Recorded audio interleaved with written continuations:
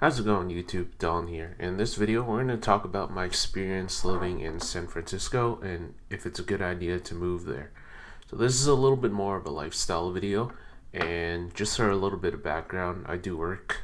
I'm coming up to about 2 years working here as an engineer.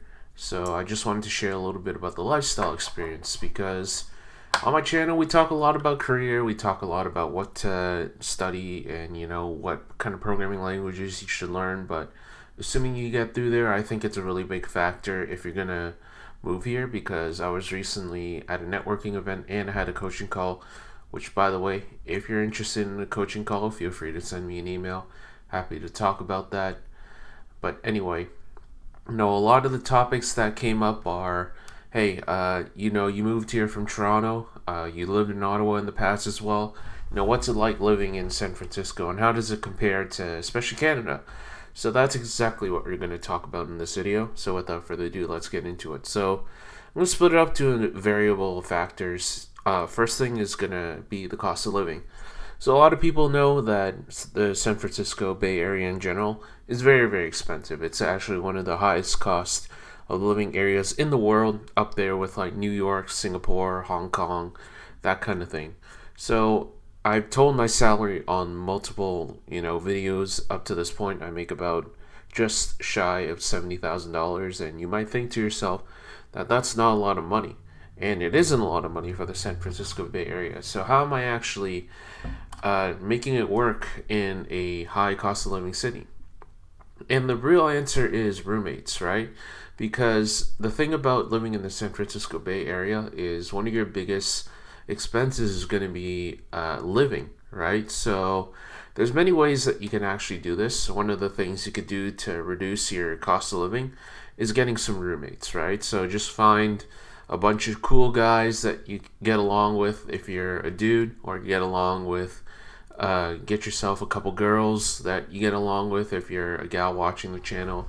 The select few gals that are watching this channel, and you'd be probably looking in the area depending on where you go.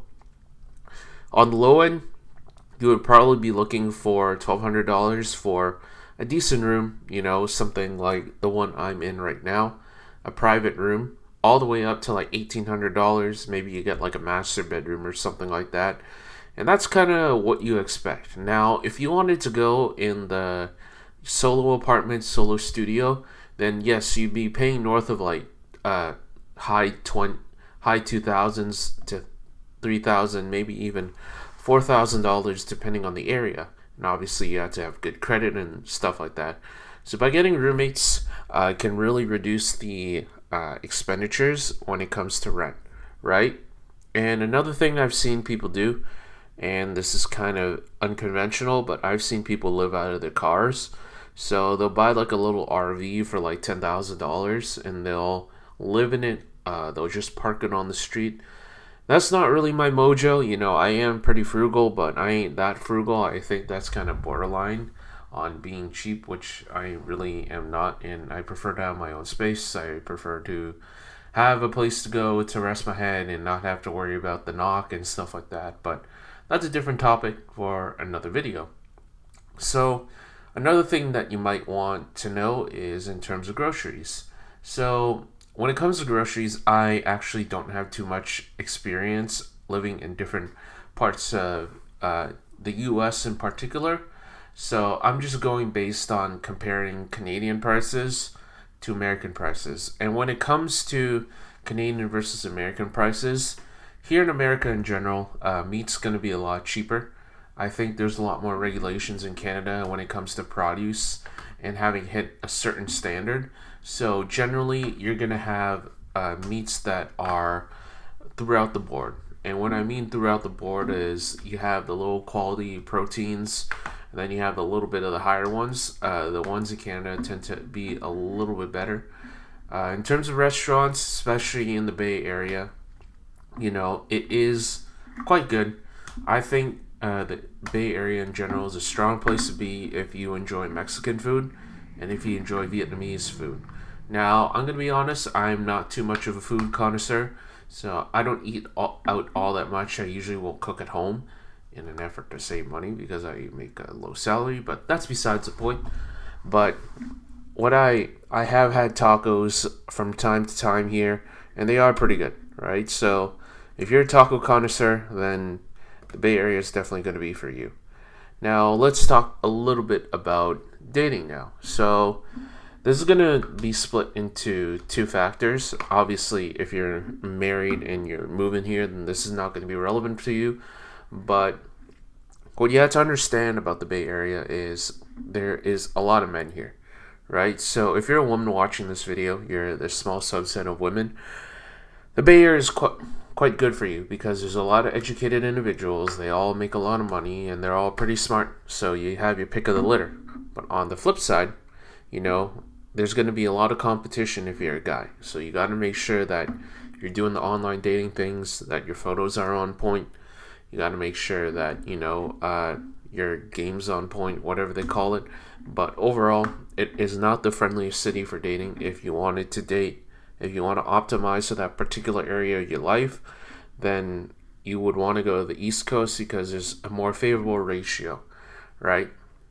So we talk about career a lot. I just wanted to quickly gloss over the career. When it comes to tech opportunities, there's nowhere better, right? Because, a lot of people are on this channel are going to be all about the career, and the Bay Area is all about career. But a caveat of that is it's kind of an echo chamber, right? Because everyone in here is all about tech. So you don't get that diversity of opinion that you get in other cities like Los Angeles and New York and stuff like that, where, some people might be in entertainment, some people might be in finance if you're in New York. So in my opinion, I do like to have kind of a well-rounded individuals so that I can gain value from a lot of people. But if you're all about tech, then the Bay Area can suit you, right? So that's kind of the lifestyle portion of living in the Bay Area in San Francisco. So let's lastly talk about other things. So weather. Obviously, the weather here is going to be quite good. If you compare to somewhere else like New York, for example, you will essentially not get too many seasons.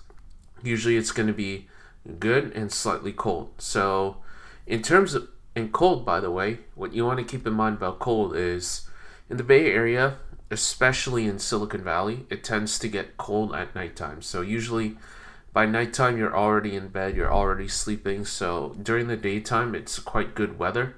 But there's a second portion of it where you're in San Francisco. And San Francisco is a different beast because it's kind of a coastal city, right? And being a coastal city near the water, it gets really cold in the afternoon, right? So if you're down in San Francisco, you want to make sure that you got your jackets and Patagonias. But in Silicon Valley, you can kind of get away with just wearing a t-shirt and some joggers or something like that. So that's just a quick video about my experience living in the Bay Area for about 2 years now. If you enjoyed the video, if you want to see more lifestyle content like this, make sure you hit that like button. Hit subscribe, as it really helps support the channel and lets me know that you enjoy content like this. And leave me a comment on what you thought about in the comment section below. And without further ado, I'll see you in the next video.